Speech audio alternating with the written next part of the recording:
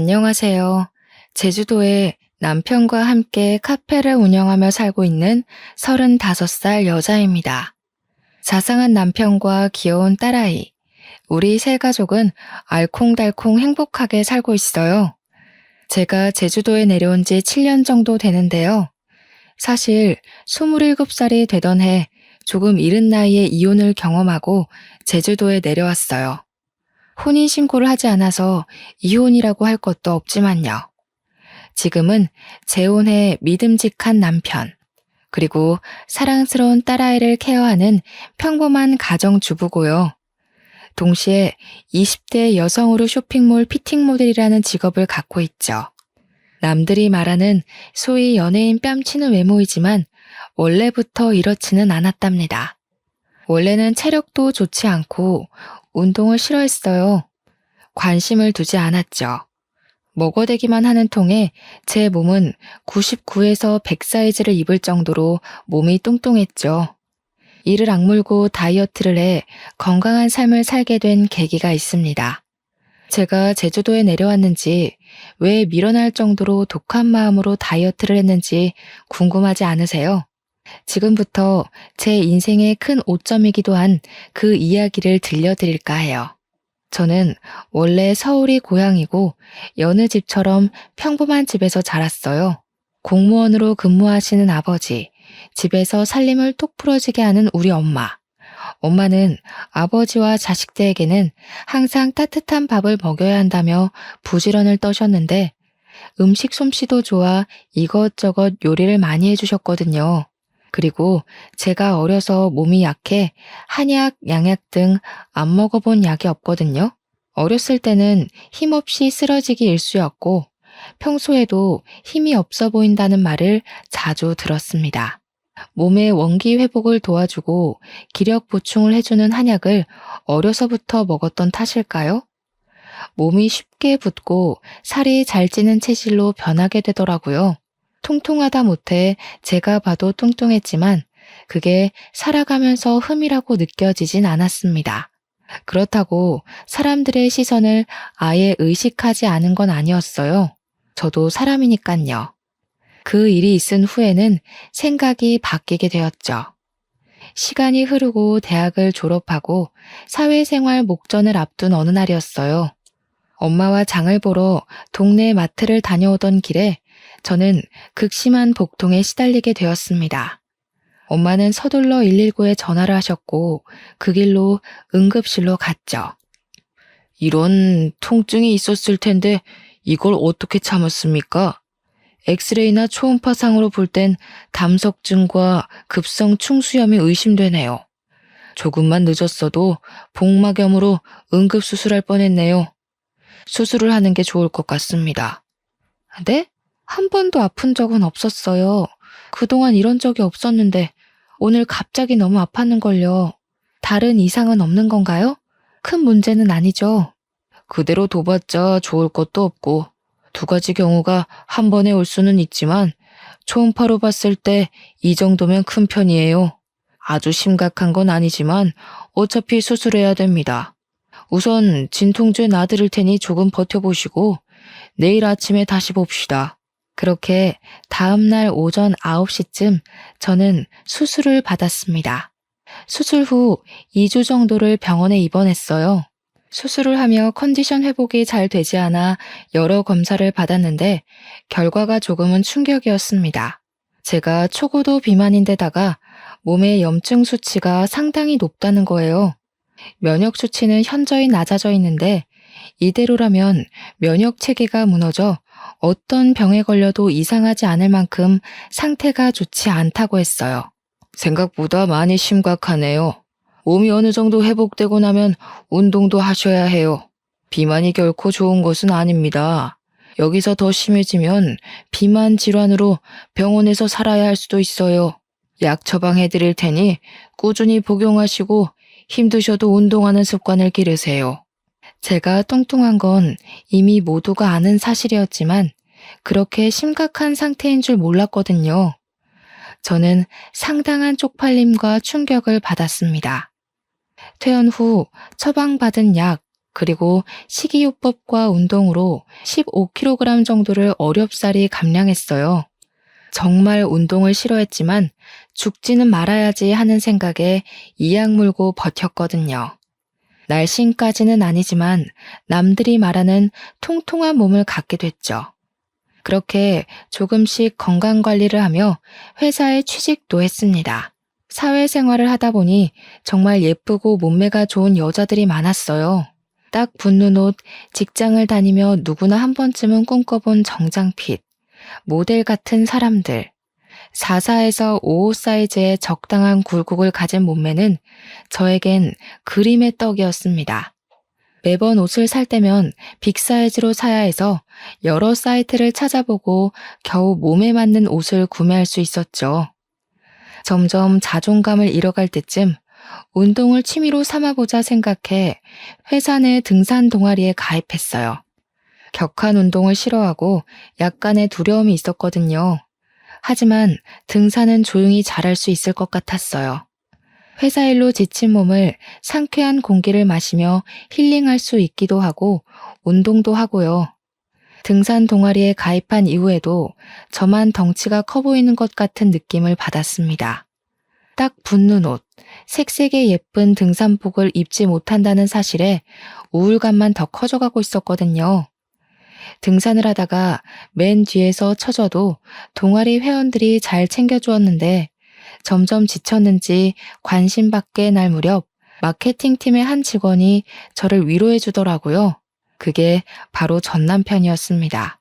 저에게 물을 건네며 힘들지 않냐며 같이 올라가지 않겠냐고 손도 잡아주고요. 그것을 계기로 연락처를 주고받아 점심시간에 같이 식사도 하고 커피도 마시며 가까워졌어요. 제가 평소에 건강관리를 하고 있는데 운동이 너무 어렵다며 고민을 이야기했죠. 그때 고맙게도 전 남편은 용기를 북돋아주고 싶다며 운동을 해보고 싶으면 적극적으로 도와주겠다고 했어요. 그렇게 퇴근 후 같이 헬스장을 끊어 한두 시간씩 같이 운동도 했고요. 더욱 사이는 가까워졌고 저희는 연인 사이로 발전하게 됐죠. 남편은 키도 훤칠하고 수려하게 생긴 외모에 정장이 잘 어울린다는 말 그대로 엄친아 스타일이었습니다. 회사에서도 여직원들이 수도 없이 대시를 할 정도로 인기 있는 남자였거든요. 저와 사귀고 나서도 저의 못생긴 외모나 저희를 쳐다보는 주변의 시선 따위는 의식하지 않았고요. 우습지만 회사에서 비밀 연애가 들통나 생긴 별명은 야수와 미남 커플이었어요.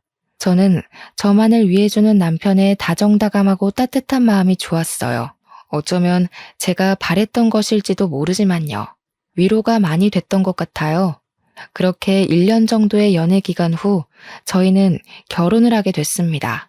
시아버지는 몇 년 전에 돌아가셔서 시어머니 혼자 살고 계셨는데 저를 탐탁지 않아 하셨어요. 정확히는 제 외모가 마음에 들지 않으셨던 거죠. 너 그 몸으로 아이나 제대로 낳을 수 있겠니? 다이어트를 좀 해야 되지 않겠어? 그래야 나중에 조금이라도 도움이 되지 않겠냐고. 엄마, 면전에 대고 그게 무슨 말이에요. 뚱뚱하면 애도 못 가져? 열심히 운동하고 우리끼리 알아서 할 테니 신경 끄세요. 그렇게 말하는 것도 스트레스야. 스트레스 받으면 더 힘들잖아. 그러니 그만해요. 남편이 그런 게 뭐가 중요하냐며 우리끼리 알아서 하겠다고 중간에서 채비를 해주었어요. 서로 난감한 상황이었지만 남편 덕분에 무사히 모면할 수 있었죠. 결혼식을 올린 뒤 회사 근처 오피스텔에 살았는데요. 어느 정도 돈을 모아 대출을 껴 작은 평수의 아파트를 마련하게 됐습니다. 제 친구들과 남편의 직장 동료들을 불러 집들이를 하기로 했죠. 맛있는 음식을 먹으며 분위기가 무르익다 보니 술이 모자랐어요. 저는 잠시 집 앞 마트에 다녀온다고 하고 옷가지를 챙겨 나갔죠. 지갑을 두고 와 다시 집으로 올라갔는데 현관 앞에서 그대로 멈출 수밖에 없었어요. 술이 조금 들어간 상태고 늦은 시간이어서 제 친구들은 먼저 집으로 갔고요. 남아있는 남편 친구들이 대화를 하는데 화가 나기보다는 비참한 기분이 들었거든요. 야, 도영아, 이제 좀 솔직해져봐. 재수씨도 없고 우리끼리 있는데 너 마음에도 없는 결혼하고 지금 이 생활 만족하냐? 솔직히 재수씨 착한 거 빼면 볼 거 없잖아. 뭘 보고 결혼했어? 맞아. 너 지은이한테 거하게 차이고 나서 복수하고 싶어서 결혼한 거 모를 줄 알아? 그리고 솔직히 지금 애도 없는데 마음도 없으면 온전하겠냐고. 요즘에 이혼이 흠도 아니고 할 수 있을 때 하는 게 좋다고 본다 나는. 야, 너희들은 무슨 말을 그렇게 하냐? 그래도 미정이 심성이 착하고 고운 애야. 외모가 뭐가 중요해? 잘 살면 그만인데. 그리고 여기서 지은이 얘기가 왜 나오냐? 조심 좀 해. 말 나온 김에 조금 더 솔직해져 봐. 너 솔직히 지은이 아직도 못 잊고 있잖아. 아직도 연락하고 지내는 거 다 알아. 준규가 그러더라 임마. 결혼한 놈이 전 여자친구한테 미련 남아서 연락하는데 보기 좀 그렇다고. 그래, 그건 애들 말이 맞아. 결혼한 놈이 다른 여자랑 연락하는 게 말이 돼? 더군다나 그 여자가 전 여친이면 더더욱 안 되지. 너 재수 씨한테 미안해서라도 그러면 안 되는 거야. 정리를 하긴 해야지. 지은이를 정리하던 재수 씨를 정리하던 그건 너의 몫이니까. 저는 남편과 친구들이 하는 이야기를 듣고 당장이라도 소리를 치고 싶었습니다. 하지만 제 꼴이 우스워 보일까 눈물이 나오려던 걸 꾹 참았죠. 아무런 내색도 하지 않으며 지갑을 두고 왔다며 황급히 자리를 빠져나왔죠.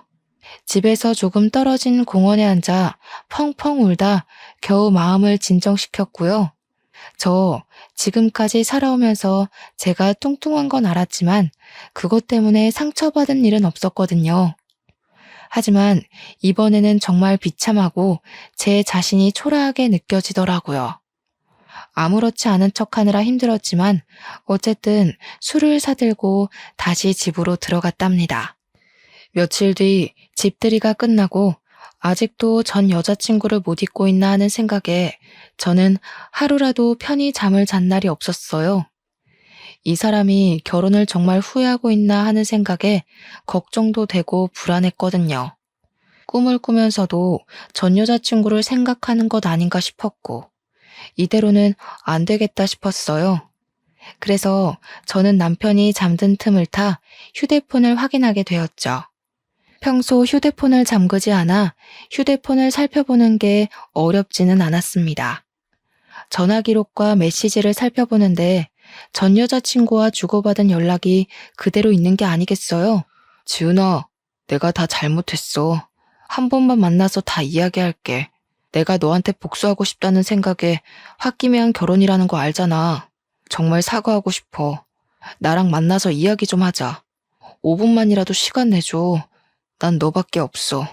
너 지금 그 결혼 생활 만족해? 내가 그렇게 하면 돌아갈 줄 알았니? 웃기는 소리 하고 있어. 지금 나 불륜녀 만들려고 작정했니? 이거 완전 미친놈 아냐. 그 어떤 말을 해도 나는 너밖에 없어. 내 마음 알잖아. 나 너 아직도 많이 사랑해. 결혼도 후회하고. 정말 미안해. 내 마음을 다시 받아줄 수 없겠니? 대충 이런 내용이었습니다. 정말 기가 막히지 않나요? 외간 여자가 가정이 있는 남자와 저런 내용의 연락을 주고받았다는 것도 웃기지만 더 웃긴 건 남편이 저런 말을 듣고도 아무런 대꾸를 하지 않았다는 거예요. 저는 주고받은 대화 내용을 모조리 캡처해 제 휴대폰으로 전송했어요. 조금이라도 증거를 모아두어야 했죠. 이혼하고 싶은 생각은 없었지만 그게 최선이라 생각했어요. 물론 남편의 휴대폰에서는 저에게 보낸 흔적을 지웠고요. 혹시나 해서 사진첩도 봤는데 아니나 다를까 그 여자와의 흔적이 남아 있었습니다. 심지어 그 여자의 번호는 내 짝꿍 하트로 저장되어 있는 게 아니겠어요? 저는 휴대폰을 보면 볼수록 남편에 대한 실망감이 커져갔지만 우선 아무렇지 않은 척하기로 했어요. 정말 피가 거꾸로 솟는 느낌이었습니다. 온몸에 힘이 빠졌어요. 그날 휴대폰을 통해 알아낸 그 여자 번호로 연락을 했습니다. 만나서 이야기 좀 하자고. 다음 날 연차를 내고 그 여자를 만나러 집 근처 카페로 향했죠. 카페에 먼저 도착해 언제쯤 오나 생각하던 찰나에 누군가 들어오는 소리에 시선을 돌렸습니다.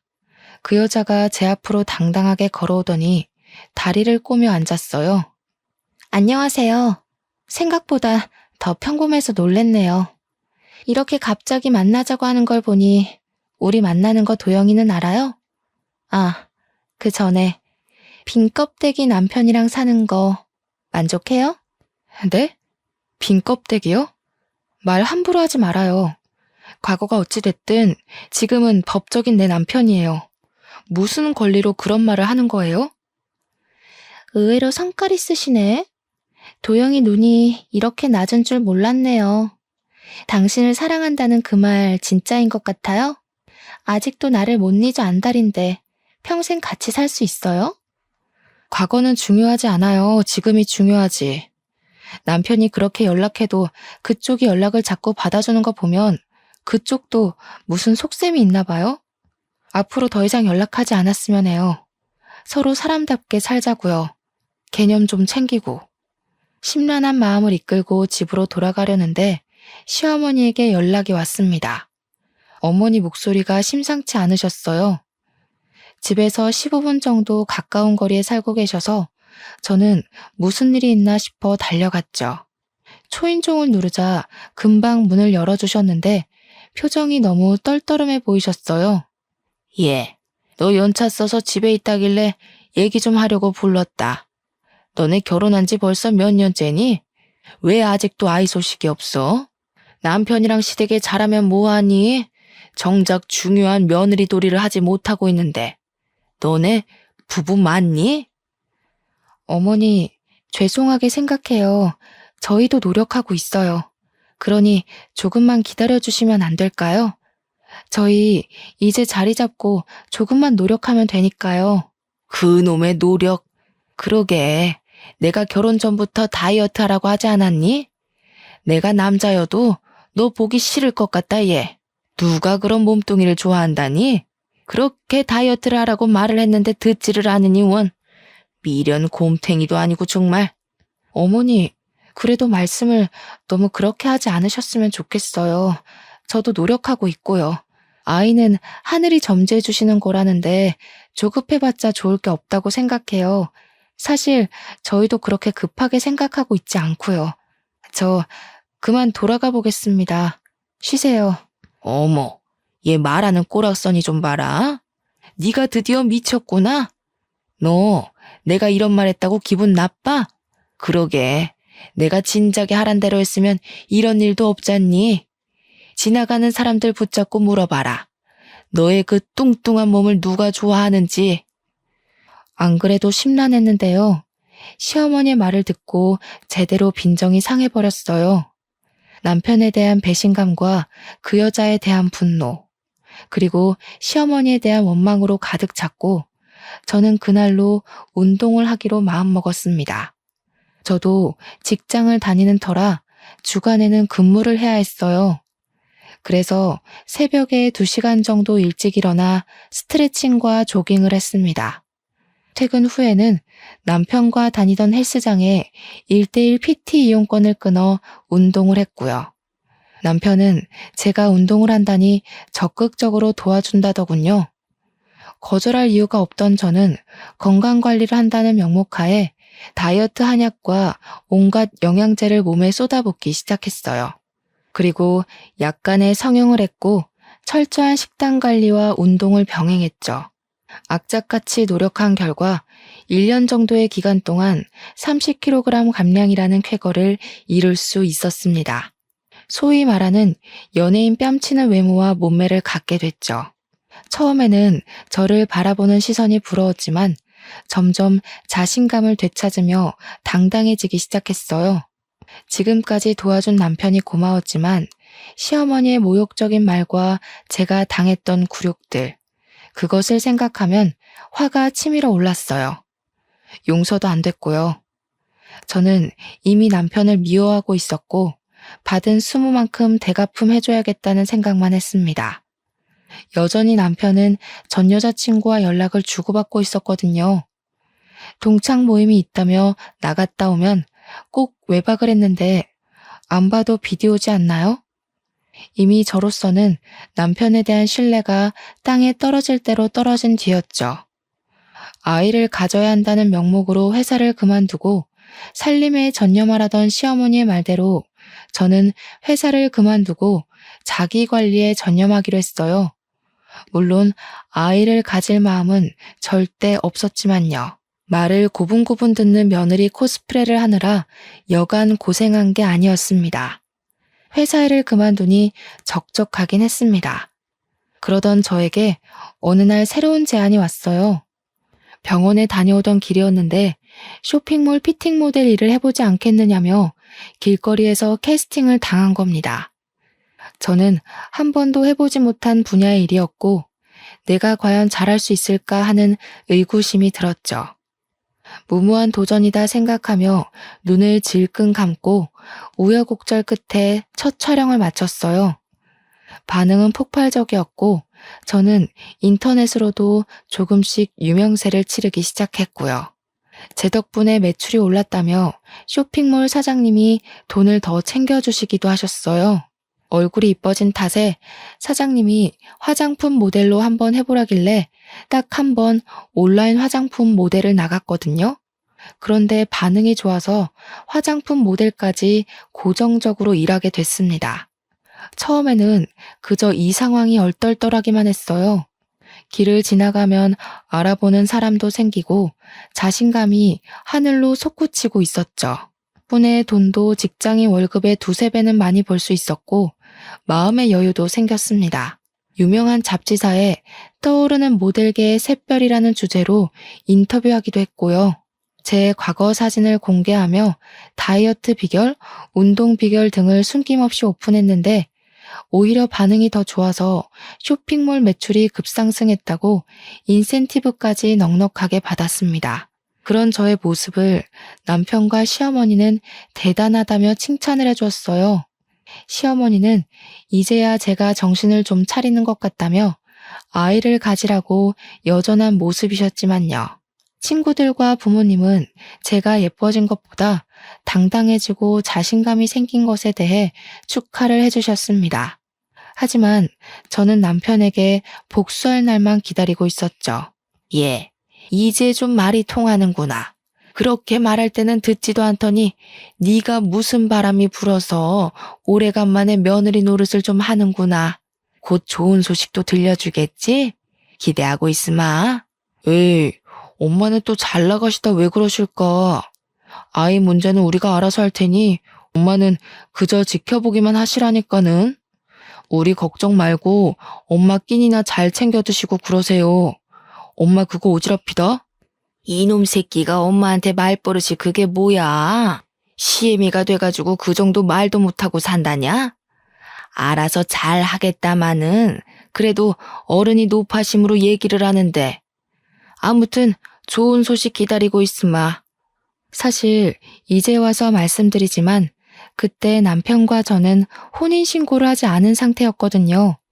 왜냐하면 집을 구매해서 세금 문제로 1년 정도만 더 있다가 혼인신고를 하자 합의를 했어요. 물론 양가 부모님에게는 비밀로 했고요. 혼인신고를 안 했다고 하면 그게 말이 되냐며 노발대발 하셨을 옛날 분들이셨거든요. 저는 이제는 때가 된 것 같아 결심을 했습니다. 남편에게 그동안의 모든 일을 적어놓은 편지 한 통만을 남긴 채 짐을 싸서 친정으로 왔어요. 남편은 출장을 간 상태였고 전 그 사이에 모든 것을 정리하기로 결정했죠. 그동안의 일을 모두 부모님께 말씀드렸더니 부모님은 화를 내시기는커녕 한숨을 푹 쉬셨습니다. 솔직히 화를 내실 줄 알고 조금 긴장했었거든요. 오히려 부모님은 제 결정이 그렇다면 믿어주겠다고 응원을 해주시는 게 아니겠어요? 저는 부모님께 죄를 짓는 것 같고 불효를 저지른 것 같아 가슴이 찢어지는 것 같았어요. 그러기도 잠시 남편이 출장 갔다 돌아왔는지 전화에 불이 나기 시작했습니다. 남편의 시어머니까지 전화기를 꺼둔 탓에 부모님 휴대전화에도 불이 나기 시작했죠. 연락이 닿질 않자 친정에 찾아온 남편은 한 번만 만나달라며 애원하기 시작했어요. 친정 부모님께도 혹시라도 찾아오면 절대로 문 열어주지 말라고 채비해 놓았고요. 미정아, 이러지 말고 만나서 얼굴 보고 이야기하자 제발. 갑자기 이러는 이유가 뭔지 모르겠어. 나 지은이랑 아무 사이도 아니란 말이야. 네가 오해하고 있는 것 같은데 내가 전부 다 설명할게. 제발 한 번만 만나줘. 며칠을 문전박대하며 만나주지 않았어요. 지치는 법도 모르는지 하루도 안 빼놓고 친정집에 오길래 이 짓도 못할 짓이다 싶고 부모님이 괜히 피해보시는 것 같아 집 앞 호프집에서 만나자고 했죠. 맨정신에는 제대로 상대할 수 없을 것 같아 단숨에 맥주 한 잔을 들이켰죠. 아니나 다를까 저를 본 남편은 불쌍한 척을 하며 되지도 않는 변명을 늘어놓더군요. 가만히 듣자 하니 정말 가증스럽고 역겨웠어요. 미정아, 너도 알잖아. 내가 널 얼마나 사랑하는지. 전 여자친구 때문에 널 만나서 결혼한 게 아니야. 물론 너를 처음 만날 땐 보여주고 싶은 마음은 있었어. 하지만 결혼은 정말 온전히 네가 좋아서 한 거야. 제발 날 믿어줘. 어떻게 하면 마음을 돌릴래? 뭐? 사랑? 웃기는 소리 하고 있네. 내가 무슨 마음으로 독하게 다이어트 했는지 알아? 이게 다 당신이랑 어머니 때문이라고. 아직도 모르겠어? 날 그렇게 무시하고 짓밟을 때는 언제고 이제 와서 사랑 타령이야? 그게 무슨 말이야? 사랑 타령? 그리고 왜 갑자기 여기서 엄마 이야기가 나와? 알아듣게 좀 이야기해. 엄마가 너한테 무슨 짓을 하기라도 했어? 왜 가만히 있는 우리 엄마까지 들먹여? 엄마가 애 낳으라고 한 것 때문에 그래? 어른이 그 정도 말은 하실 수도 있는 거지. 이 와중에 시어머니 이야기를 하니 발끈하며 감싸는 모습을 보고 그나마 남아있던 정도 뚝 떨어지더라고요. 지금 상황에서 누가 갑인지 모르는 것 같았어요. 어떻게 하면 저렇게 멍청한 말을 할 수 있을까 의구심이 들었죠. 저 같으면 무조건 미안하다고 싹싹 빌었을 건데 자기 엄마 편을 들고 앉아있는 꼴이라니 더 이상 말할 가치가 없었습니다. 도영씨, 아직 정신 덜 차렸구나. 나랑 결혼 생활하면서 그 여자한테 찝쩍거린 건 뭔데? 지금까지 연락 주고받는 거 내가 모를 줄 알았어? 내가 바보니? 너 집들이 하던 날 친구들이 하는 소리 듣고 가만히 있더라? 내가 그때 얼마나 비참했는지 알아? 네가 알기나 하냐고. 아니 그게 아니라 미정아, 내가 이렇게 빌게. 나 한 번만 봐주라. 솔직히 결혼 전엔 네가 못생겨서 정이 안 생겼어. 그건 인정해. 그런데 결혼하고 네가 환골탈태한 모습을 보니 생각이 달라지더라고. 이건 어쩔 수 없는 남자의 본능이야. 그러니 이해해 줄 수 없겠어? 본능? 본능 같은 소리 하고 있네. 당신 미쳤구나 진짜? 내가 그 여자 대용이었어? 내가 재활용품이니? 날 고작 그런 취급하려고 나랑 만나서 결혼까지 한 거야? 그래, 이제 이뻐지니까 나한테 조금 미련이 생겼나 보지? 그러게, 처음부터 엄마가 살 빼라고 했으면 내가 지은이한테 연락할 일은 없지 않았겠어? 이건 너도 잘못이 있는 거야. 그러니 우리 서로 좋은 게 좋은 거라고 다시 예전으로 돌아가자, 어? 나랑 살면서 그 여자한테 찝쩍댄 거? 이해한다 쳐. 그래, 1000번이고 10,000번이고 이해해줄게. 너 차여서 나한테 들러붙은 거라며? 그럼 이해하기가 조금 쉽겠네. 어차피 아무 사이도 아니니 나한테 거하게 차였다고 생각해. 다른 여자 구해서 그 여자한테 정이라도 붙여보던가. 정말 얼토당토 않는 말이지 않나요? 어쩜 그렇게 아무렇지 않게 뻔뻔한 말을 내뱉을 수가 있는지 의문이었습니다. 머리를 열어 속을 들여다보고 싶었어요. 저는 제가 고작 그딴 취급을 받았다는 사실에 화가 머리 끝까지 났죠. 제 앞에 있던 맥주잔을 들어서 남편 얼굴에 확 부어버리고 소리치고 나왔어요. 너 따위 때문에 뺀 내 살들이 아까워. 그럼 이제라도 그 잘난 전 여자친구 만나서 결혼 생활 시작하면 되겠네. 너랑 나랑 무슨 사이라도 돼? 우리 어차피 혼인신고도 안 했으니 네 마음대로 해. 이후로도 전 남편은 전화, 문자, 심지어 인터넷으로도 미친 듯이 연락을 하기 시작했습니다. 제가 전부 무반응으로 대처하니까 이번에는 시어머니가 연락을 해오더군요. 얼굴 보며 만나서 이야기하자는 말에 드러나 보려고 시댁 근처 카페로 갔죠. 카페에 들어가기 전 앉아있는 시어머니를 가만히 쳐다봤어요. 딱 봐도 어떻게 구슬려야 애가 돌아올까 하는 표정이 한눈에 봐도 느껴집니다. 저는 더 이상 휘둘리지 않을 자신이 있었기에 마음을 가다듬고 당당하게 카페 안으로 들어섰어요. 여차하면 머리채도 잡히겠구나 각오하고 예상하면서요. 잘 지내셨죠? 저는 도영 씨랑 이야기가 끝난 걸로 아는데요. 도영 씨한테 전해들은 이야기 없으신가요? 저한테 더 하실 말씀이라도 있으신가요? 설마 여기서 더 살 빼라는 말씀하시려고 온 건 아닐 테고. 예. 너는 정신이 있는 애니 없는 애니? 이혼이 그렇게 쉽니? 어떻게 종이에 띡 몇 자 끄적여 놓고 집 나가서는 이혼하자는 말이 그렇게 쉬워? 부부싸움은 칼로 물베기라지만 그래도 네가 이러면 안 되는 거야. 솔직히 네가 진작에 관리하고 남자 마음을 사로잡을 줄 알았으면 이런 일도 없었다. 쉽냐고요? 저한테는 쉽죠. 어려울 것도 없는데요. 말이 나와서 얘기하는데요. 도영 씨랑 저 어차피 혼인신고도 안 한 사이인데요? 그냥 사귀다가 헤어진 거죠. 아니, 정확하게 말하자면 제가 도영 씨를 찬게 되나요? 제가 혼인신고를 안 했다는 말을 하니 시어머니의 표정이 굳더군요. 정말 모르셨던 눈치였어요. 저야 그렇다 치지만 헤어진 마당에 얘기는 했어야 하는 거 아닌가요? 물론 저는 아쉬운 것 없었지만요. 도영 씨가 혼인신고 이야기는 안 했나 보네요. 어머니, 아니, 아줌마, 뭔가 대단히 착각하고 계시나 본데 우리 아무 사이 아니거든요? 저한테 이래라 저래라 하지 마시고요. 댁네 아드님 간수나 잘하세요. 뭐? 아줌마?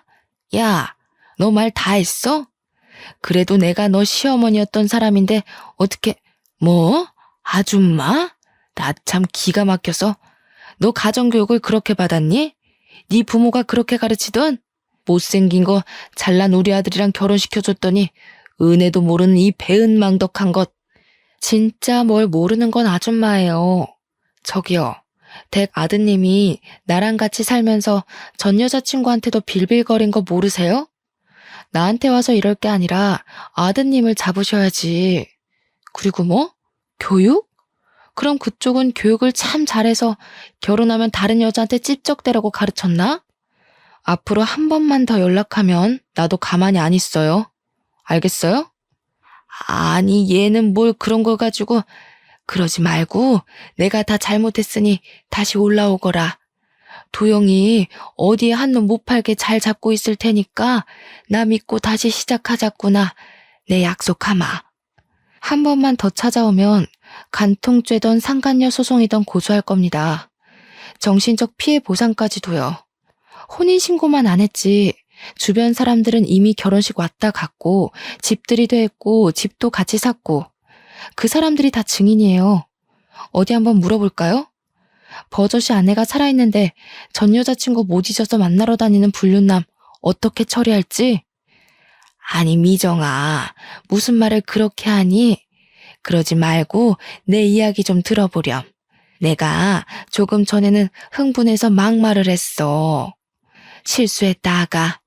서로 살아가면서 실수를 한 번쯤 하길 마련이야. 서로 이해하며 넘어가 줄 수는 없겠니?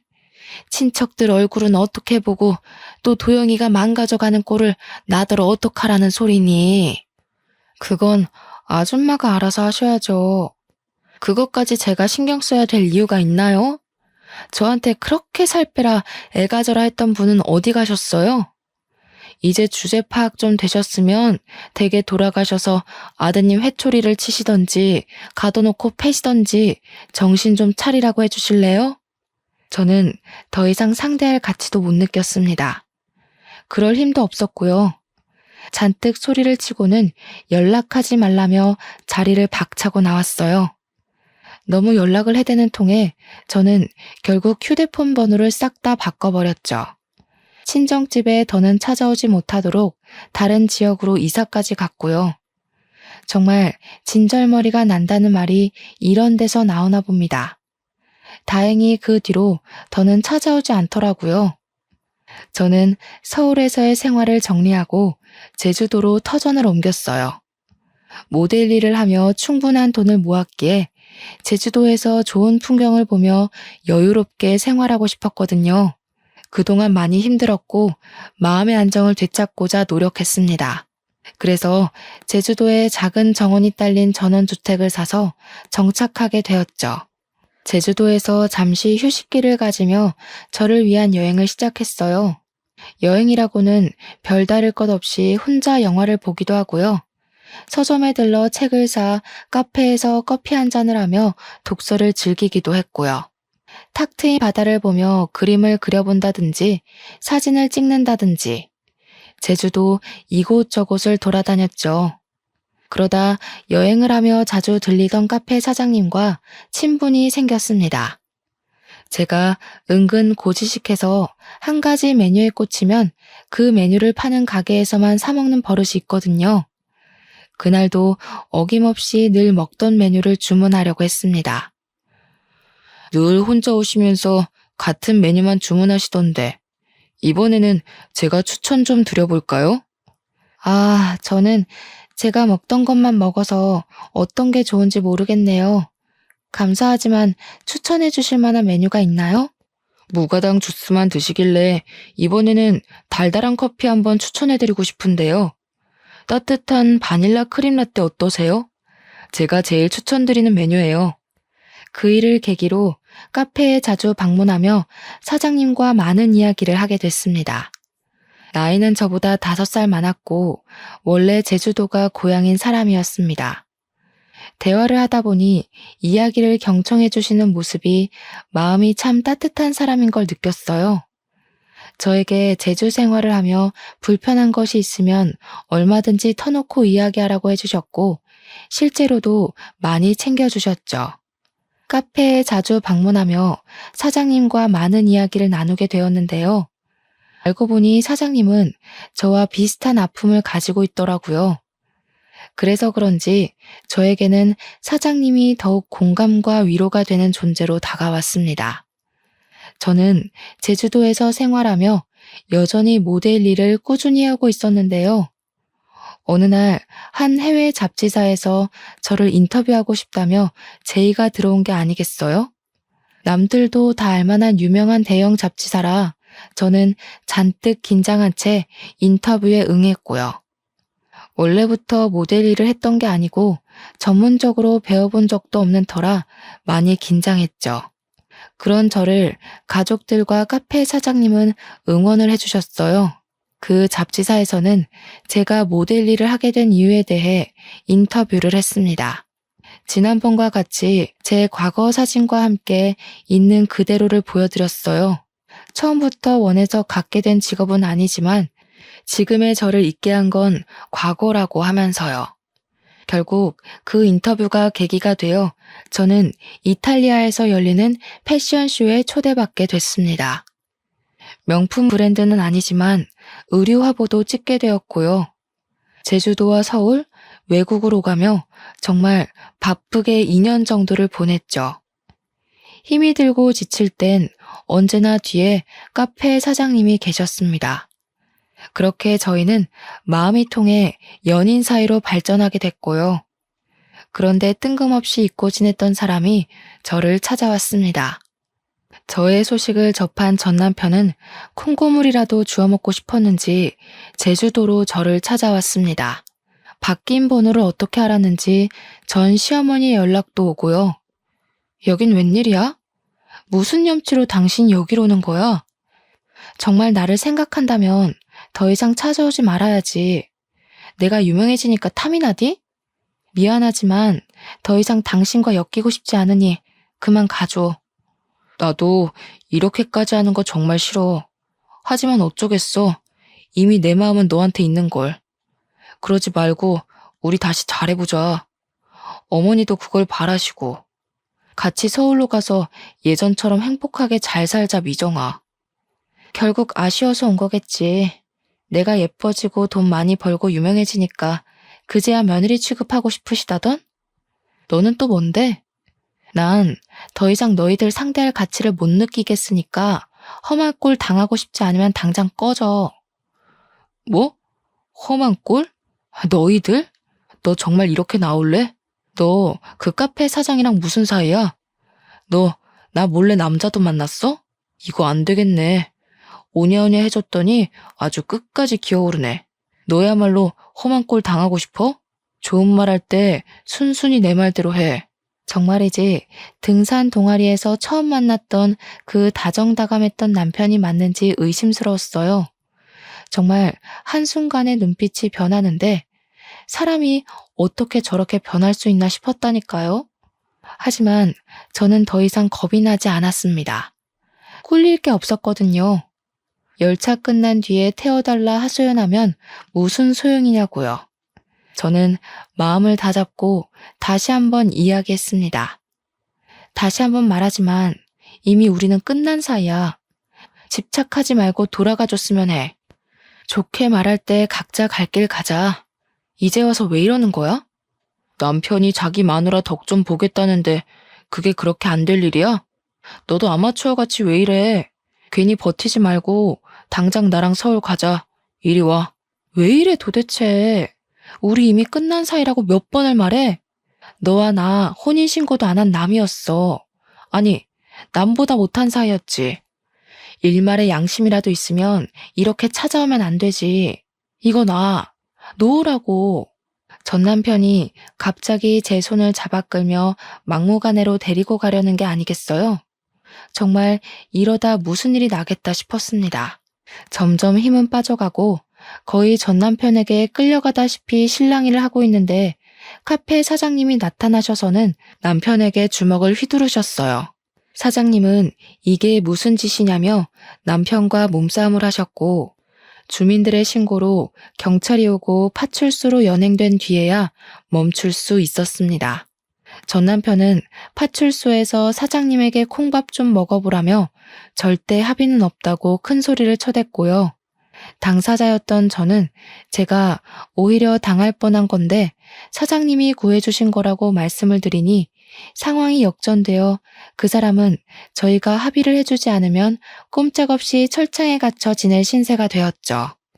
다시는 찾아오지 않고 연락하지 않는다는 조건으로 합의를 해주었고 사장님과 저는 터덜터덜 집으로 왔습니다.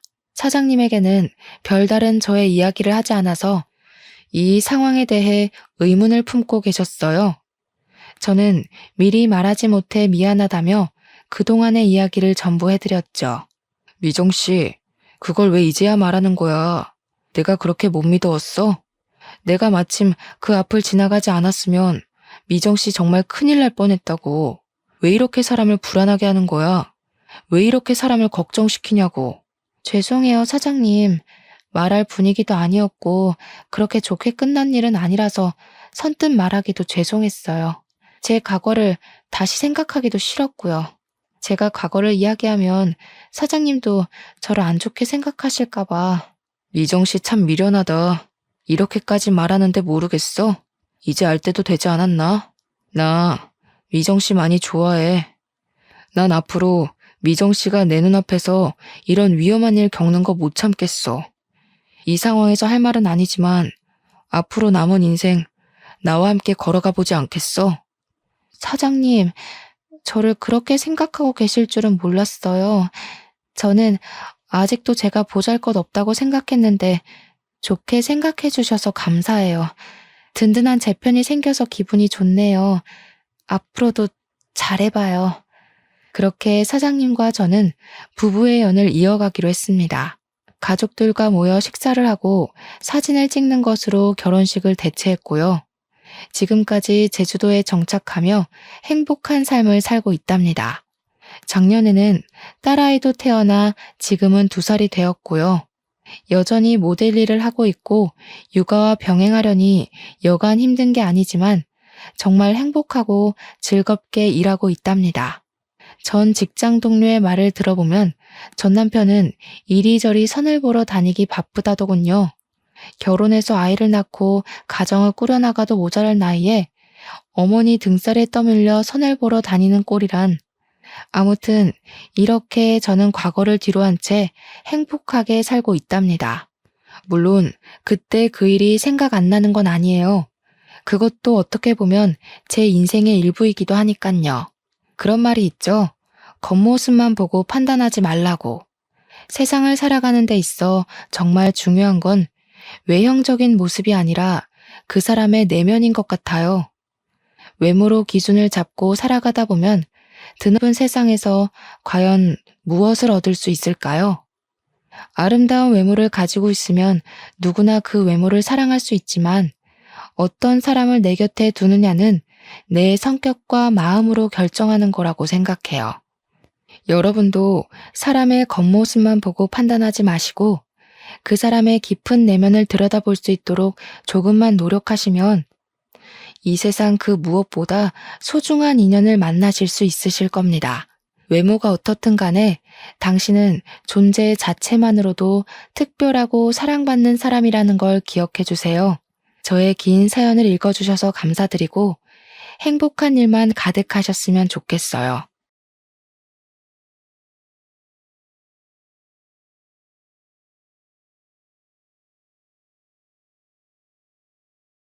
안녕하세요. 자영업을 하고 있는 40대 여성입니다.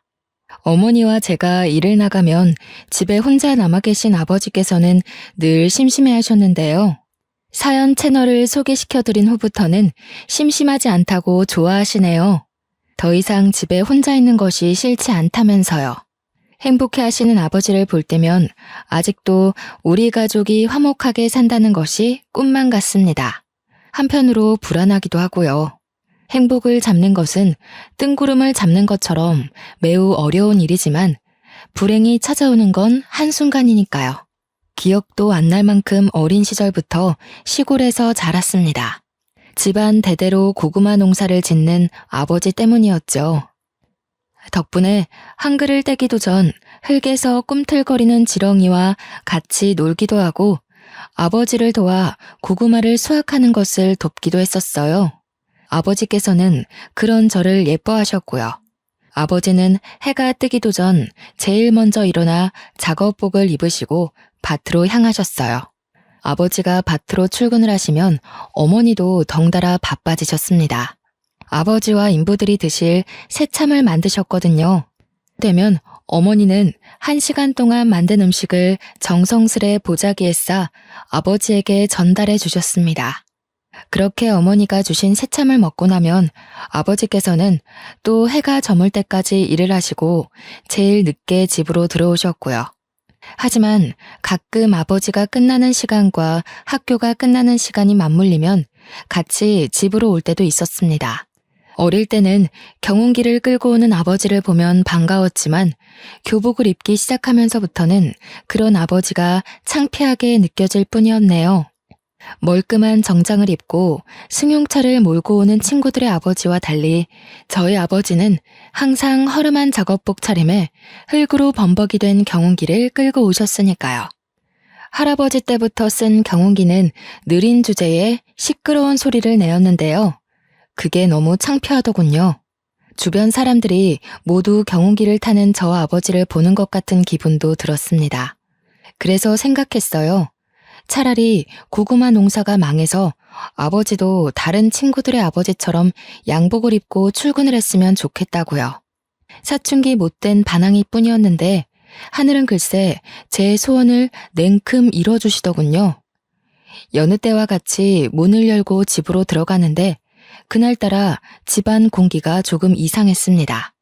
아버지는 넋을 놓은 채 바닥에 앉아 계셨고 옆에 계신 어머니는 아예 절을 하듯 몸을 수그려 결혼을 잘못했다면서 가슴을 치고 계셨죠. 주변을 돌아보니 TV며 가구까지 보이는 가구에는 전부 다 빨간 딱지가 붙어 있었습니다.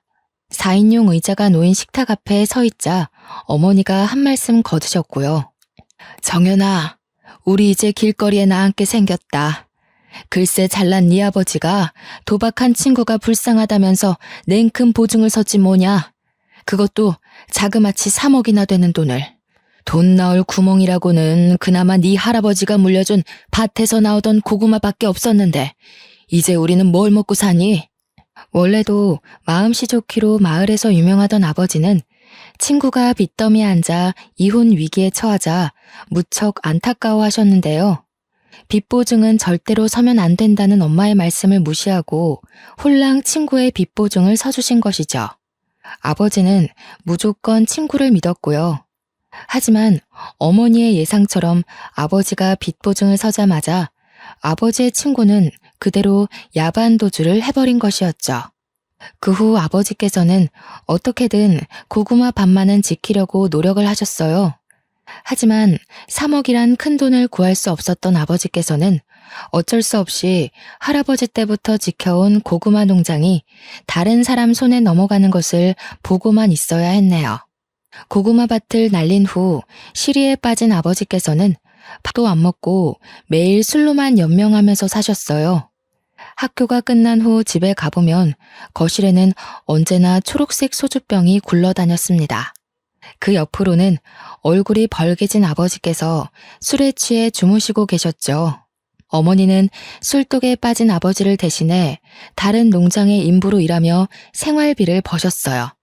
하지만 그마저도 오래 가지는 못했고요. 아버지의 반대가 심했거든요. 신랑은 하나밖에 없던 땅 날려서 맨날 잠도 제대로 못 자고 있는데 아내라는 인간은 다른 집 농사를 도와주면서 돈을 벌어? 당신 지금 나 무시하는 거야? 돈도 못 벌고 친구한테 땅이나 날린 등신 같은 놈이라서 무시하는 거냐고. 그게 아니면 당신이 어떻게 연말 김씨 농장에 가서 일을 할 수가 있어? 왜? 김씨 농장 고추가 풍년이라 삭값도 많이 받았다던데.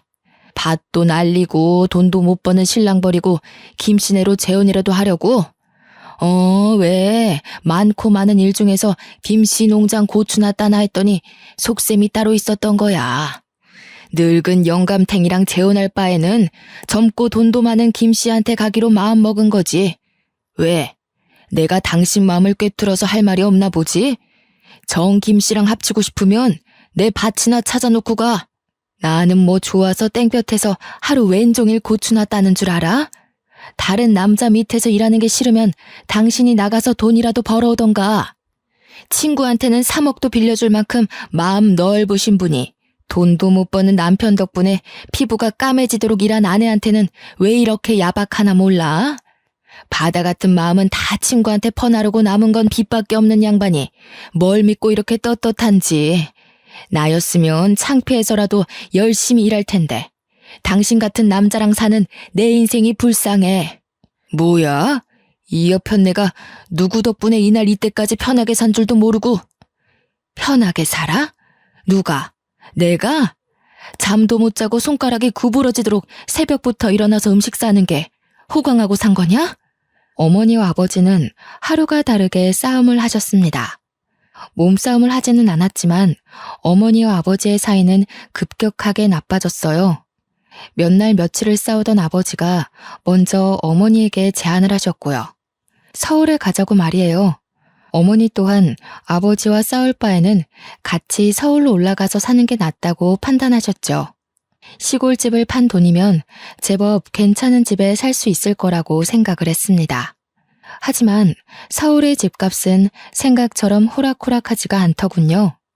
제일 싼 모텔방에 지내며 괜찮은 집이 있나 찾아보았지만 저희가 가진 예산으로는 역부족이었어요. 결국 반지하 방으로 들어갔고요. 서울로 올라온 후 아버지는 삼시세끼 마시던 술도 끊고 열심히 살려고 했습니다. 일자리도 열심히 구하셨죠. 하지만 농사 말고 할 줄 아는 게 없었던 아버지가 일자리를 구하는 건 어려운 일이었네요. 할 줄 아는 것이 없던 아버지는 일용직 노동자로 일을 하러 가셨는데요. 그날 일이 있은 후 아버지가 일자리를 구하는 일은 없었습니다. 아버지는 공사 현상에서 불구가 되셨거든요. 공사 현상에서 떨어진 콘크리트를 허리에 정통으로 맞으신 아버지는 손 쓸 틈도 없이 불구 판정을 받으셨어요. 회사에서는 과실을 인정하며 치료비와 보상금을 주었지만 저희 가족은 한숨만 쉴 뿐이었네요.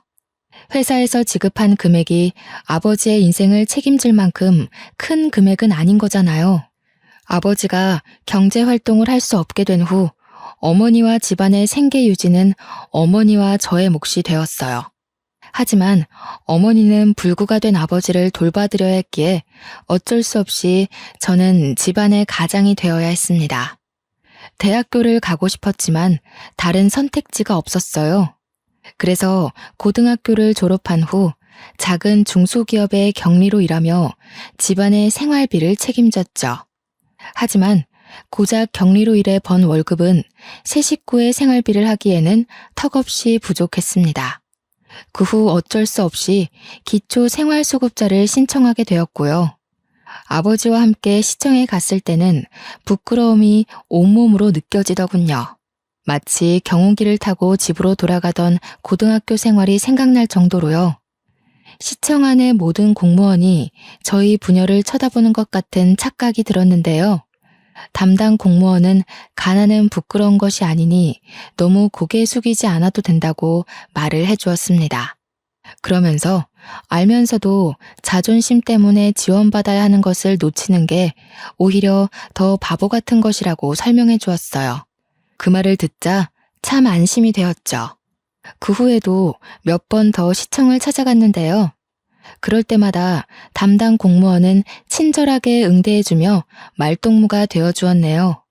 그렇게 시청에서 공무원과 만났던 우연은 길게 이어져 담당 공무원과 저는 부부의 인연을 맺게 되었습니다.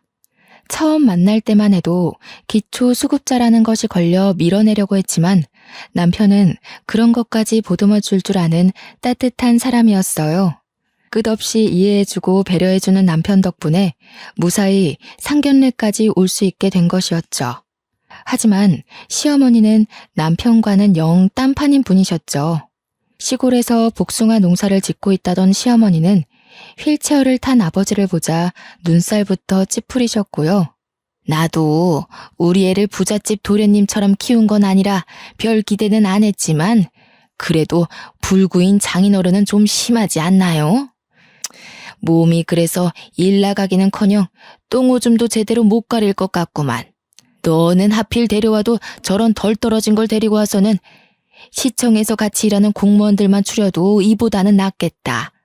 제가 묻는 말이 기분 나쁠 수도 있지만 그래도 이해해 주셨으면 좋겠습니다. 결혼은 일생에 한 번뿐인 중요한 행사인데 남의 집 마당 뼈다귀 주워 먹던 사람과 결혼시키는 건 아무리 그래도 조금 그렇잖아요. 딸 가진 입장에서 제 마음 이해하시죠?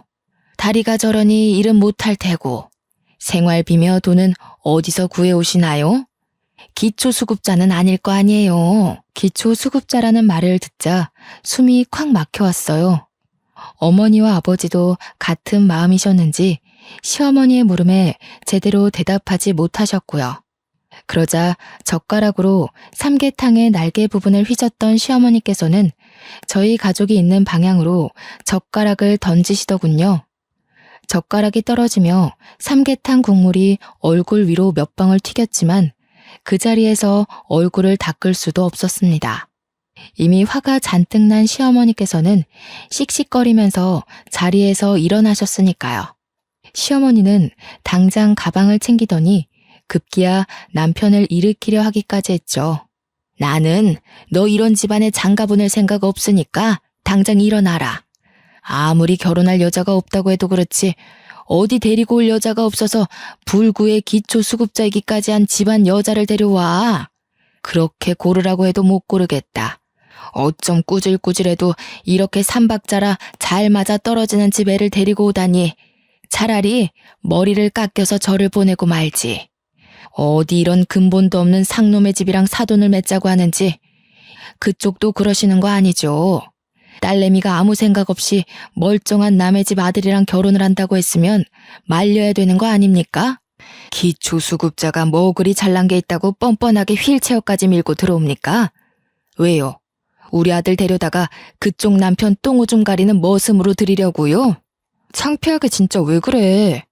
장인어른이랑 장모님 기초수급자이긴 해도 얼마나 열심히 살려고 노력하는 분들인데, 장모님은 청소부 일하시면서 돈 버시고 아버님은 집에서 일거리 찾으신다고. 아이고, 그래. 남의 변기 닦고 집에서 궁상 떤 돈으로 서울에 집 한 채 뚝딱 살 수 있겠다. 이 멍청한 자식아. 너 저 집에 장가 가면 그대로 노예되는 거야. 없는 집에서 돈도 못 받고 장인어른 똥수발이나 하고 네가 하는 게 염전 노예랑 다를 게 뭐냐? 그깟 사랑? 지금이야 눈 뒤집혀서 다 감당할 수 있다고 해도 그게 몇 년이나 갈 것 같냐? 사랑 그거 잠깐이야. 서울 깍쟁이로 한평생 살아오던 나는 왜 지금 시골 총구석에서 복숭아 농사나 짓고 있는데? 너는 옆에서 엄마를 봤으면서도 아직도 정신을 못 차려? 그럼 이미 임신했는데 어쩌라고. 뱃속에 생긴 애 지우기라도 할까? 여자한테 잡혀 사는 호구가 어디 있나 했더니 그게 내 아들이었어. 정신 차려 이거사. 수박 안에 씨도 없는 자식이 어떻게 애를 가지게 해?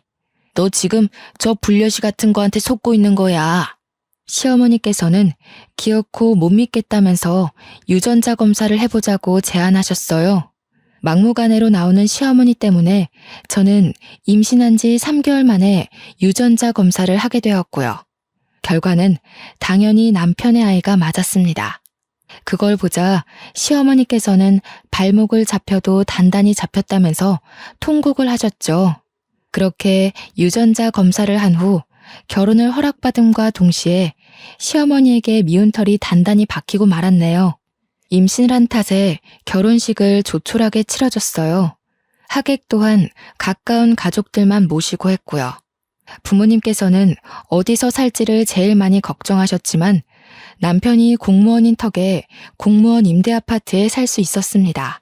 시골에서는 주택에서 서울에 올라온 후로는 반지하를 전전하며 살았는데 아파트에 살다 보니 좋은 점이 많더군요. 깔끔한 집 구조와 아침이면 눈부신 햇살을 볼 수 있는 것 모두가 좋았지만 가장 좋았던 것은 깨끗한 화장실을 쓸 수 있다는 것이었어요. 반지하 집에서 살 적에는 여기저기 곰팡이 핀 화장실을 이용했었거든요. 그래서인지 깨끗한 화장실에서 씻을 수 있다는 것이 큰 축복으로 느껴졌죠. 하지만 한편으로 어머니 아버지에게 미안한 마음이 들기도 했어요. 어찌되었던 어머니 아버지는 아직까지도 대낮에 햇빛조차 간신히 들어오는 반지하 방에서 살고 계시는 거잖아요. 깨끗한 집으로 이사를 가게 해드리면 좋으련만 작은 회사에 격리로 일했던 것이 전부인데다가 현재는 임신을 해 경력까지 단절된 제가 부모님에게 해드릴 수 있는 것은 아무것도 없었어요. 그 사실에 가슴이 미어져 왔고요. 죄책감을 가지던 중 시어머니께서 서울로 올라오셨는데요. 시어머니께서는 문을 열어드리자마자 집안 곳곳을 돌아보시며 물티슈로 창틀이며 침대 밑 같은 곳을 닦아보셨어요. 그러고는 먼지가 묻어나올 때마다 째려보셨습니다. 사람 사는 집에 이렇게 먼지가 많이 나올 건 또 뭐냐? 너 지금까지 우리 아들한테 이런 먼지 나부랭이 먹이면서 살았던 거냐? 사람이 자기 부족한 걸 알면 노력이라도 해야지. 너는 어떻게 돼 내가 시집 올 때 빈몸으로 낼름 우리 아들한테 시집 와놓고서는 노력할 생각을 안 하냐? 이래서 집안 환경이 중요한 건데 자기가 돈 벌 생각도 안 하고 남의 피땀 흘려 세금이나 축내는 부모 밑에서 컸으니 어디 남의 등골 빼먹는 거 말고 또 뭘 배웠겠냐? 제가 요즘 입덧이 심해서 누워만 있었더니 죄송해요. 몸 나아지면 바로 집 깨끗해지도록 노력할게요. 어디 내 배에 있는 애만 금태라도 두르고 나왔던? 뭐가 그리 까다로워? 어디 내 엉덩이에 꿀이라도 발라놓은 거냐? 그러지 않고서는 어떻게 사람이 돼가지고 침대에만 꿈쩍을 않고 누워있을 수가 있어? 몸이 힘들다고 한들 밖에서 일하는 우리 아들보다 힘들까? 안 되겠다. 너 당분간 내 밑에 내려와서 일솜 좀 거들면서 시골에서 지내라. 부모한테 나쁜 것만 배운 버릇을 단단히 고쳐놔야지. 막달이라 안 된다고 했지만 시어머니께서는 그렇게라도 결혼하게 해준 은혜를 갚으라고 하셨습니다. 계속 거부를 하자 시어머니께서는 남편에게 전화를 하셨고요. 일 시킨다는 이야기를 쏙 뺀 시어머니의 말에 남편은 시골에 내려가 쉬엄쉬엄 놀다 오라며 오히려 시골에 가는 것을 대찬성하는 눈치였어요. 믿었던 동아줄까지 끊겼기에 어쩔 수 없이 막달의 몸으로 시골에 끌려가게 되었죠. 시골에 내려가자 마음의 준비를 할 틈도 없이 지옥이 펼쳐지더군요. 아침부터 복숭아 농장에 할 일이 많다며 5시도 안 되는 시간에 깨웠거든요. 복숭아 가지치기부터 시작해 복숭아 포장까지 모든 것을 일주일 안에 끝내야 했기에 쉴 수 있는 날은 없었습니다. 오히려 잠이라도 5시간 이상 자는 것이 감지덕지할 지경이었죠. 이미 시골 근방에서 못돼 먹은 농사꾼으로 이름을 날린 시어머니께서는 유난히도 저를 괴롭히셨는데요. 오죽하면 같이 일하던 아주머니들께서 며느리와 시어머니의 관계가 아닌 8년 노예와 주인의 관계로 볼 지경이었어요. 아주머니들은 제 처지가 기구하다며 다 같이 혀를 차주었습니다. 그럴 때마다 시어머니는 인기척도 없이 나타나 한마디씩 톡톡 쏘아붙이셨죠. 기초수급자 집안 주제에 언감생심 맨 몸뚱이로 시집왔으면 밥값은 해야지. 여주댁이나 김포댁이 애 하는 꼴을 못 봐서 불쌍하다는 소리를 하는 거야. 가난하게 태어났으면 눈치껏 빠릿빠릿하게 행동하기라도 해야 되는데 하는 짓은 어디 잔뜩 여물이나 쥐어먹은 소마냥 퍼져가지고 그 꼴 보면 괜찮던 머리가 뇌까지 울린다니까. 에이, 그래도 너무했지. 며느리가 밥을 소마냥 쌀 한 포대씩 먹어치우는 것도 아니고 요즘 같은 시대에 시골 내려와서 시어머니 일손도 돕는 며느리가 세상 천지에 어디 있어? 뱃속에 떡 귀한 손녀까지 턱하니 가졌다며. 며느리 밉다고 너무 구박하지 말어. 며느리는 어디 가난하고 싶어서 그런감? 이왕 한 거 옆에서 잘해줘. 혹시 알아? 며느리가 벼락부자 돼서 시어머니 복숭아 농장이 아니라 강남의 백화점으로 출근 도장 찍어줄지.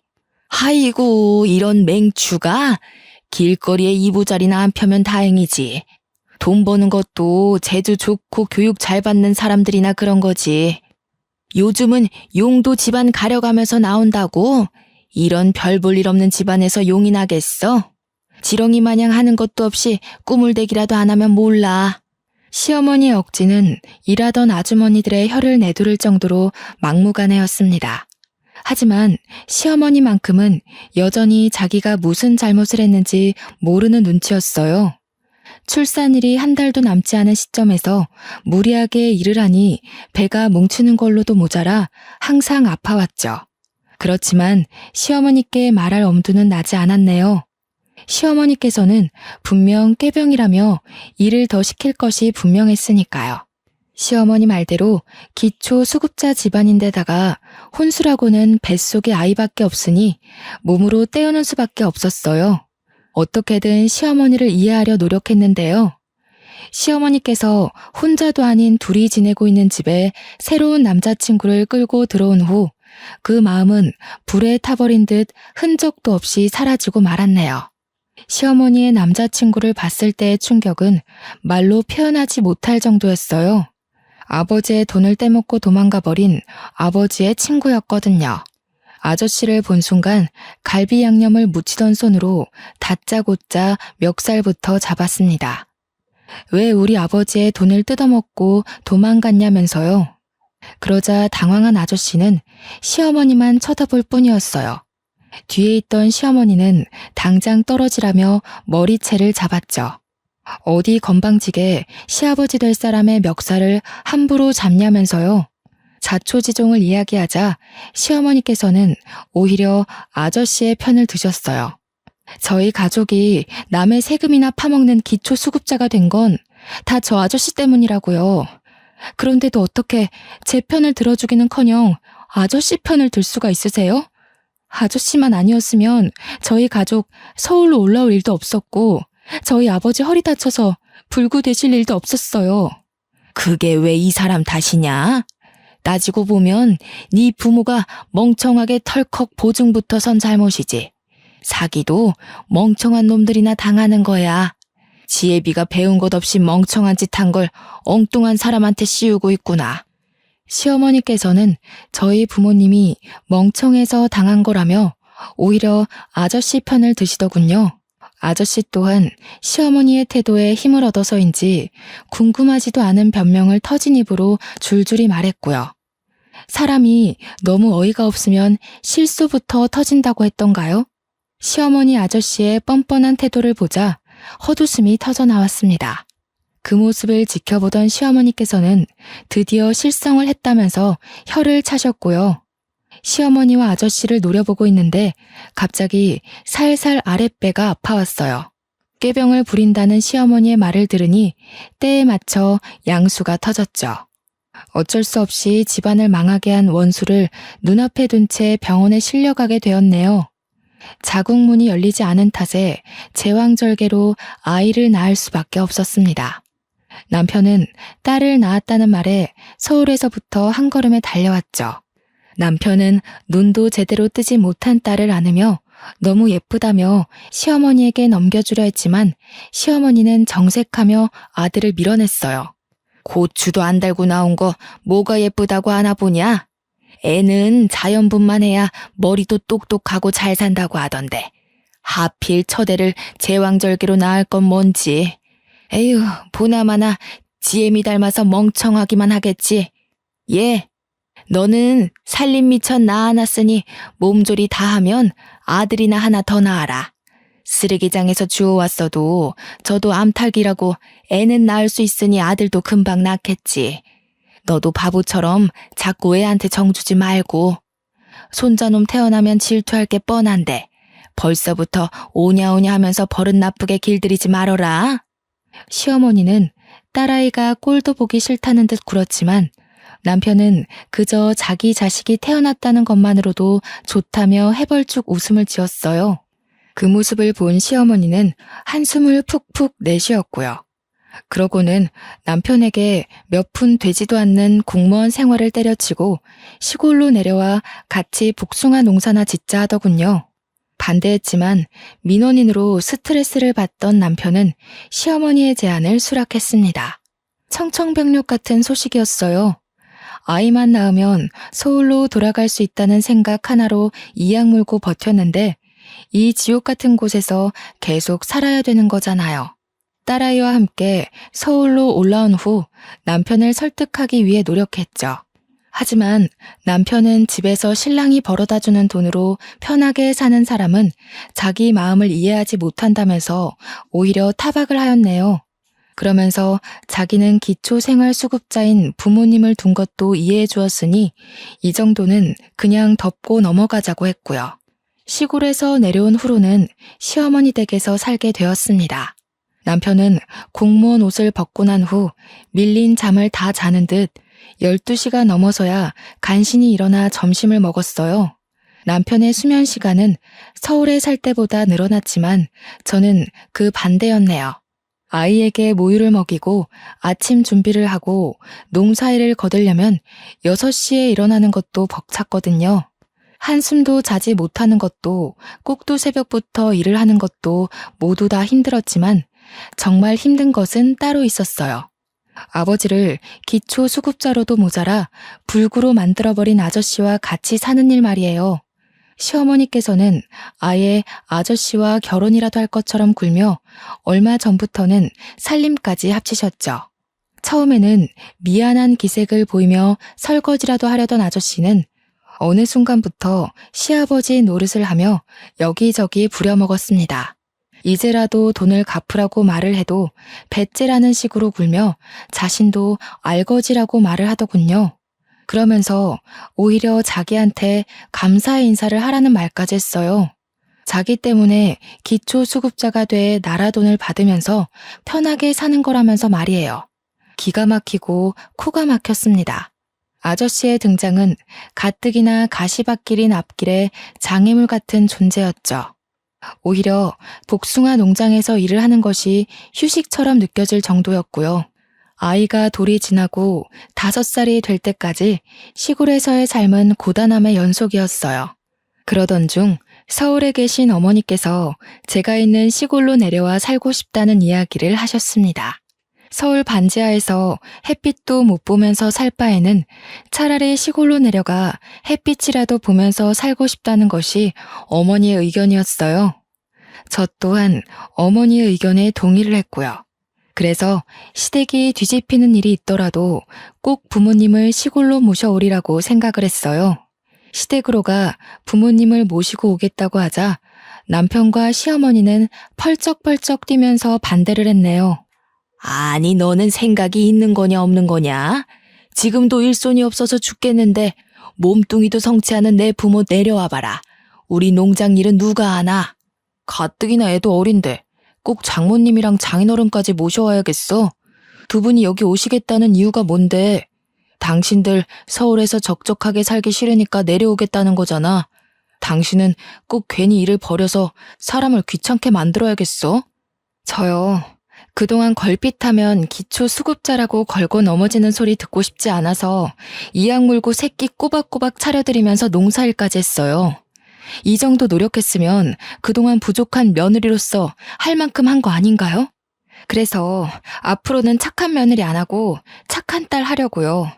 기초수급자 집이라고 눈치 보면서 부모님한테 제대로 못 해드렸는데 저희 부모님이 얼만큼 더 살 줄 알고요. 재덕씨야, 한 집에서 어머님이랑 같이 사니까 어머니가 내일 돌아가시던 지금 당장 돌아가시던 여한이 없겠지만 저는 아니거든요. 저희 제 효도도 못 받고 내일 당장 돌아가시면 그건 어떻게 보상해 주실 건데요? 어머니가 저희 부모님 대신 저승길 가실 건가요? 아니잖아요. 허락 구하려고 말씀드린 거 아니고 그냥 통보드리는 거예요. 저런 못 배워먹은 게 어디서 목소리를 높여? 시어머니께서는 부모님을 모시고 온다는 소리에 개거품을 물면서 반대를 했어요. 남편 또한 사람이 왜 이렇게 이기적이냐면서 뭐라고 했고요. 아저씨가 본처에게 돌아간 후 극도로 예민해진 시어머니께서는 대놓고 괴롭히면서 부모님이 내려오는 것을 반대했지만 이번만큼은 양보할 수 없었기에 계속 밀어붙였죠. 괜찮은 집이 없으면 어떡할까 걱정을 했지만 시댁과 멀지 않은 곳에 괜찮은 매물이 생겨 부모님을 그 집으로 모시기로 결정을 했죠. 죽어도 차를 빌려줄 수 없다는 남편 때문에 렌트를 해야 했지만 그 정도는 일도 아니었어요. 드디어 부모님을 괜찮은 집에 모실 수 있다는 사실 하나로도 가슴이 벅찼으니까요. 시골로 이사를 온 후 아버지는 매일 4시간씩 나라에서 지원해주는 간병인 혜택을 받을 수 있었습니다. 덕분에 어머니께서도 일자리를 구할 수 있게 되었고요. 어머니가 우연히 일자리를 찾는 것을 알게 된 시어머니께서는 친정어머니를 자기 복숭아 농장에서 일을 하라고 권유를 했어요. 시어머니의 성정을 잘 알기에 당연히 거절을 했죠. 그러자 시어머니께서는 나이도 많은 어머니를 누가 써주겠냐면서 농장에 와서 복숭아 포장이나 하시라고 했습니다. 친정어머니를 시어머니 밑에서 절대 일하게 하고 싶지 않았지만 나이가 많은 친정어머니가 일자리를 찾는 것은 쉬운 일이 아니었어요. 어쩔 수 없이 친정어머니는 시어머니의 농장에서 일을 하게 되었고요. 하지만 시어머니께서는 웬일로 친정어머니에게 삿값도 잘 쳐주시고 인격적으로 대해주기까지 하시더군요. 드디어 시어머니가 변했구나라고 생각했지만 그건 큰 오산이었네요. 시어머니께서는 어머니에게 두둑한 품값을 주는 대신 저의 품값은 아예 주지를 않으셨거든요. 시어머니를 보면서 느낄 수 있었습니다. 사람은 쉽게 변하지 않는다는 것을요. 그렇게 일을 하던 중 버려지는 복숭아들이 신경 쓰이더군요. 상했거나 골맞으면 모르겠지만 복숭아들은 단지 모양이 못났다는 이유로 버려졌으니까요. 그래서 아무 이유 없이 버려지는 복숭아들로 잼을 만들기로 결심을 했네요. 처음에는 재미삼아 만들기 시작해 같이 일하던 아주머니들에게 나눠드렸죠. 복숭아잼을 드신 아주머니들께서 맛이 일품이라며 칭찬을 해주셨고요. 그 말을 들으니 힘이 저절로 났습니다. 제가 나서서 한 일에 사람들이 긍정적인 호응을 하는 것은 처음이었습니다. 그래서 인터넷으로 복숭아잼을 팔기 시작했어요. 한 달 정도는 하루에 한두 개만 팔아도 다행이다라고 생각할 정도였지만 입소문을 타서인지 2달이 넘어간 후부터는 도저히 혼자서 감당할 수 없을 정도로 잼은 불티나게 팔려나갔죠. 수입이 괜찮아지자 제대로 해보고 싶다는 욕심도 났고요. 그래서 남편에게 같이 복숭아 잼을 만들어 팔자고 제안을 한 것이었죠. 하지만 남편은 대학도 안 나온 주제에 괜히 일 벌이지 말라며 비웃을 뿐이었어요. 시어머니 또한 쓸데없는 짓 할 시간 있으면 당장 농장 일이나 더 하라고 했죠. 사정이 이렇다 보니 복숭아 잼을 파는 것은 그만두어야 했습니다. 하지만 아쉬워할 새도 없었네요. 그나마 건강하시던 어머니마저 쓰러지셨거든요. 복숭아 포장을 하다가 갑자기 쓰러진 어머니는 병원에 누워 계셨는데요. 의사가 말하길 어머니는 뇌졸중으로 쓰러지신 거라고 해요. 깜짝 놀라 하니 의사는 아직 초기이니 병원에 잘 다니고 약만 꾸준히 잘 챙겨 먹으면 괜찮아질 거라 했어요. 괜찮다는 한마디에 금세 눈물이 핑 돌더군요. 깨어난 어머니께서는 별거 아닌 일로 호들갑 떨지 말고 시어머니에게나 잘하라고 말을 했죠. 하지만 몸도 성치 않은 어머니가 병원에 혼자 다닌다는 것은 말이 되지 않았어요. 그래서 같이 병원에 다니자고 약속을 받아낸 후 어머니를 집에 모셔다 드렸고요. 12시 넘어 들어가자 현관문 앞에서는 도끼 눈을 한 시어머니와 남편이 서 있었습니다. 시어머니께서는 바람이라도 난 거냐면서 추궁을 하셨어요. 남편은 여자가 일찍 집에 들어와 집안일을 해야지 어디를 싸돌아다니냐고 화를 냈고요. 시어머니와 남편 모두 오해를 하는 것 같아 병원에서 있었던 일을 말했어요. 그런데 걱정할 거라는 예상과는 다르게 시어머니께서는 등짝까지 때리며 뒷목을 잡으셨죠. 아니 그럼 네 엄마가 뇌졸중이라는 말이냐? 세상에 재수가 없어도 유분수지. 제일 바쁜 날에 이게 무슨 일이람? 그래서 너는 멍청하게 계속 병원에 앉아 있었고 못 사는 집에서 시집을 왔으면 보잘것없는 지엠이 버릴 줄도 알아야지. 멍청하기가 아주 이루 말할 수가 없구나. 너 없으면 농장 일이며 집안일이며 할 사람 없는 거 뻔히 알면서 그걸 알고도 편하게 누워있는 애미 옆에 있다가 와? 그럴 거면 시집을 오지 말고 아파서 갤갤거리는 네 부모 시다 노릇이나 하면서 살았어야지. 너 때문에 여기 피해자가 몇 명이냐? 진짜 너무하세요. 다른 것도 아니고 저희 엄마 아파서 병원 다녀온 건데 그게 그렇게 고가우세요? 아니면 돈도 안 주고 편하게 부려먹던 노예가 도망가서 화가 나신 거예요? 돈도 벌 만큼 버시면서 그렇게 야박하게 나오는 거 아니에요. 어떻게 다른 사람도 아니고 친정 엄마가 아픈데 버리고 오라고 말을 할 수가 있으세요? 그럼 만약에 어머니 아프면 저 사람한테도 어머니 버리고 오라고 말하면 되는 건가요? 돈 쓰는 게 그렇게 아까우시면 괜한 사람 잡지 마시고 집에서 놀고 먹는 거밖에 할 줄 모르는 아들한테 일을 시키세요. 시어머니는 기가 차다는 듯이 헛웃음을 지을 뿐이었어요. 옆에 있던 남편은 냅다 뺨을 갈겼고요. 얼굴이 돌아가고 이내 화끈거리는 통증이 왼뺨에 퍼지기 시작했는데요. 그 순간 아무 생각도 나지 않고 황당할 뿐이었어요. 기초 수급자인 게 뺨을 맞을 정도로 큰 죄인가 생각이 들었고요. 당신 이렇게 되바라지고 지멋대로인 여자인 줄 알았으면 애초에 결혼도 안 했어. 없이 살아서 조금만 구슬려서 옆에 끼고 있으면 편하게 살 줄 알았는데 어디 할 말이 없어서 하늘 같은 남편한테 돈을 벌어오라고 해? 잘못했다고 싹싹 빌어도 모자랄 판에. 장모님이 그렇게 모시고 싶으면 지금 당장 나가. 나도 당신 아니면 예쁘고 좋은 여자 만나서 새 출발할 수 있으니까. 세상에 예쁘고 착한 여자가 미쳤다고 당신 같은 백수에다가 배 나온 아저씨랑 사냐? 하늘도 하늘 나름이어야 대접을 해주지. 하늘에서 맨날 똥덩어리만 떨어지는데 어떻게 귀하게 대접해주냐?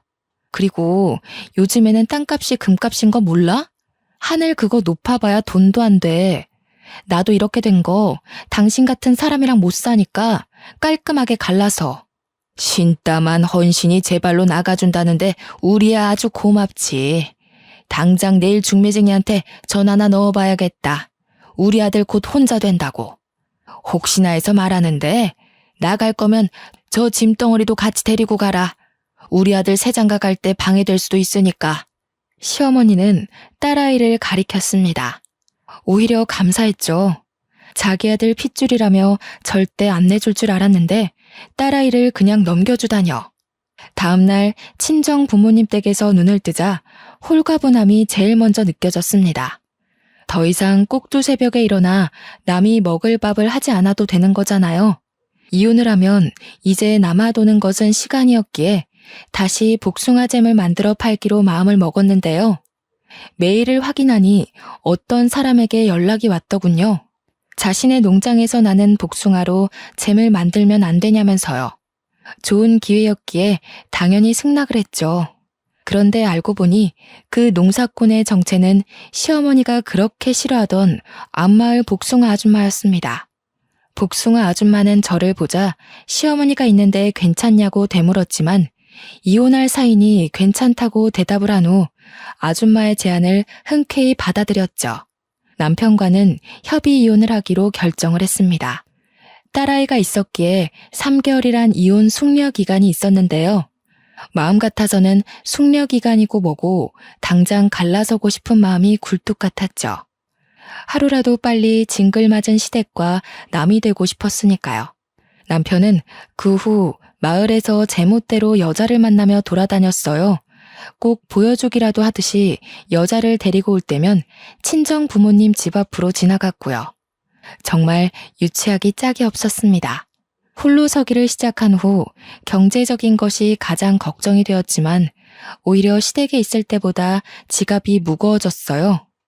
앞마을 아줌마의 복숭아는 크기도 큰데다가 당도도 높아 잼을 만들었을 때 사람들의 만족도가 높았거든요. 맛있게 만들어진 잼은 급격히 상승하는 수입으로 연관이 되었고요. 그러던 중 다둥이 아이를 키우고 있는 유명 연예인이 복숭아잼을 극찬해준 덕분에 한 달도 안 되는 사이 판매량은 껑충 뛰어버렸죠. 한평생 만져보지 못한 돈이 한순간에 꽂히자 무서웠지만 또 그만큼 뿌듯했네요. 내 힘으로 돈을 번다는 건 이런 느낌이구나 생각이 들었죠. 통장에 돈이 모이자 다시 한번 서울로 이사를 가야겠다고 생각했습니다. 사업을 위해서도 딸아이와 부모님을 위해서도 그게 좋은 것 같았어요. 부모님에게 상황을 말하자 흔쾌히 허락을 해주셨죠. 그렇게 저희 가족은 서울의 신축 빌라로 이사를 오게 되었네요. 서울에 간 후부터는 좋은 일만 일어났어요. 꾸준히 병원을 다닌 어머니의 건강은 금세 괜찮아지셨고 복숭아잼 또한 찾는 사람이 더욱더 늘어났거든요. 덕분에 예전에는 쳐다도 못 보던 외제차를 살 능력까지 되었죠. 그렇게 남편과 남이 될 날이 다가왔어요. 저는 우리 가족을 얕잡아 보던 시어머니와 남편의 코를 도려내기 위해 백화점을 돌며 무리의 쇼핑을 했고요. 한껏 치장한 채 법원에 나가자 시어머니와 남편의 입은 떡 벌어졌어요. 금세라도 벌어진 입에 발끝에 닿을 정도였죠. 드디어 세상이 미쳐 돌아가는구나. 기초수급자 주제에 부끄러운 줄도 모르고 남의 세금으로 저렇게 돈지랄이나 하고 말이야. 저런 것도 인간이라고 그동안 내가 세금을 내다니. 신고를 하던 배 아파 응급실에 하던 알아서 하세요. 어차피 이제는 남남이잖아요. 그리고 이제야 드리는 말씀인데 어머니 돈도 있으시면서 옷 입는 스타일이 너무 촌스러우세요. 오죽하면 처음 보는 사람도 농사하는 사람이냐고 말했겠어요. 어머니가 시골 촌뜨기 출신인 건 알지만 여기는 서울인데 그래도 최소한 격식 있는 복장을 입으셔야죠. 지금 입은 꼴은 당장 밭으로 달려나가 소 곱비나 잡게 생기셨잖아요. 뭐야? 너랑 아예 안 보고 살겠다고 막말을 하는구나. 네가 이러고도 가만히 있을 것 같아? 너 같은 년 신고해서 거리에 나앉게 하고 말 거야. 네, 어머니 마음대로 하세요. 알아서 잘 살 테니까. 시어머니는 삿대질을 하면서 머리를 잡아뜯을 기세로 달려들었어요. 남편은 그런 시어머니를 말리며 말을 가려 하라며 호통을 쳤고요. 상대할 가치도 없어 무시하는데 타이밍 좋게 어머니가 외제차를 끌고 등장하셨습니다.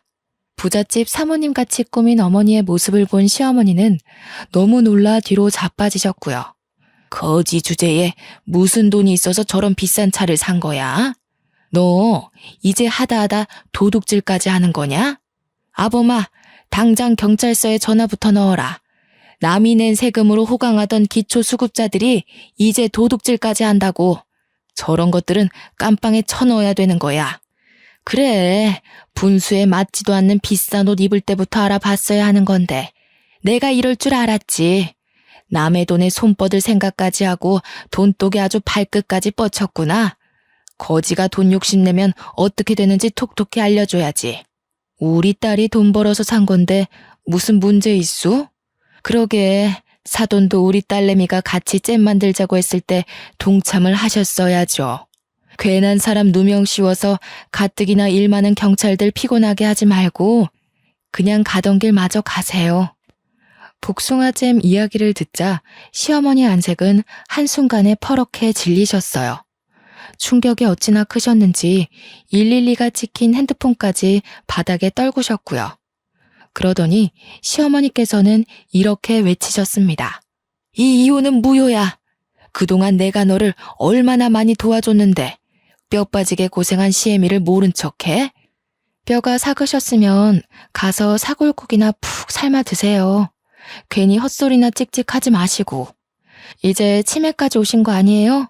고생은 제가 다 했는데 왜 생색은 어머니가 내세요? 그 닭부리 같은 입으로 쪼던 것도 도와준 거라고 생각하시는 거예요? 마음 같아서는 가사노동한 것까지 물어서 위자료 청구하고 싶지만 그래도 같이 산정을 생각해서 참는 거예요. 고마운 줄이나 아세요. 옷을 탁탁 털고 어머니가 몰고 온 외제차에 올라타자 온몸으로 통쾌함이 느껴졌습니다. 드디어 기초수급자라고 무시하던 시어머니와 남편에게 제대로 복수를 해준 것이잖아요. 그 후 남편은 몇 번이나 전화해 재결합을 하자고 요구를 했어요.